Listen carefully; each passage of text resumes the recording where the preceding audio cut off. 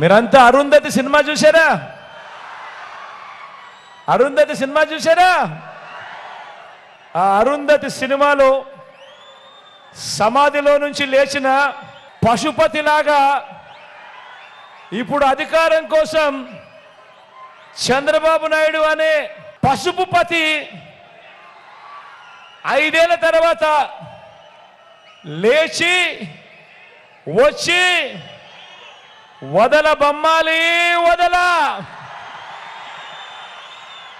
వదల బొమ్మాలి వదల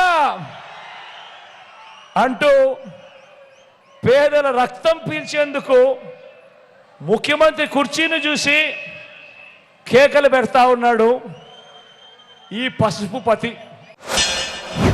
ఆ మాట విని నవ్వుకున్నా. నేనేం ఆశ్చర్యపోలేదు. పశుపతి అంటే ప్రపంచాన్ని కాపాడినటువంటి శివుడు. అందుకే నేను శివ అవతారం ఎత్తాను. నేను ఆ మాట కూడా అంగీకరిస్తున్నా. ప్రపంచాన్ని రక్షించడానికి ఆ శివుడు విషాన్ని కూడా గొంతులో పెట్టుకొని ప్రపంచాన్ని రక్షించాడు. అవునా కాదా అని మిమ్మల్ని అడుగుతున్నా. నేను కూడా 5 సంవత్సరాలు మీరు చూశారు. ఎన్ని దాడులు, ఎన్ని దోపిడీలు.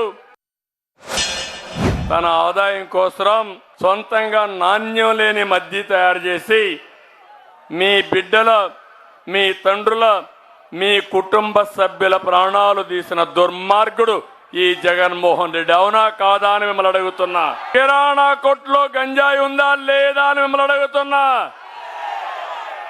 ఉందా లేదా?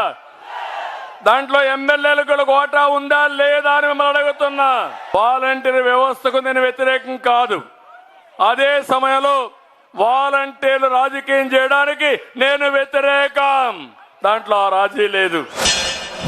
నడవలేని వయసులో ఉన్న అవ్వాతాతలు పెన్షన్ అందుకునేందుకు ఈరోజు పడతా ఉన్న అగసాట్లు చూస్తూ ఉన్నప్పుడు ఈ పెద్ద మనిషి చంద్రబాబు నాయుడు గారు మనిషా లేదా ఒక సేడిస్తా అని అడుగుతా ఉన్నాను. ఈ సందర్భంగా వారి మోసాల నుంచి రాష్ట్ర భవిష్యత్తును, పేద భవిష్యత్తును కాపాడుకునే ఈ యుద్ధంలో మీరంతా కూడా సిద్ధమేనా అని అడుగుతా ఉన్నాను.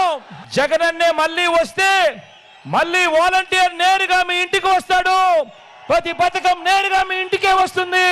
2 బటన్లు ఫ్యాన్ మీద నొక్కై చంద్రబాబు నాయుడు గారు అనే చంద్రముఖిని పెట్టెలో బిగించి మళ్ళీ లకలక అంటూ మన రక్తం తాగేందుకు రాకుండా కూడా జాగ్రత్త పడాల్సిన సమయం వచ్చింది. ఈ యుద్ధానికి మీరంతా కూడా సిద్ధమేనా అని అడుగుతా ఉన్నాను.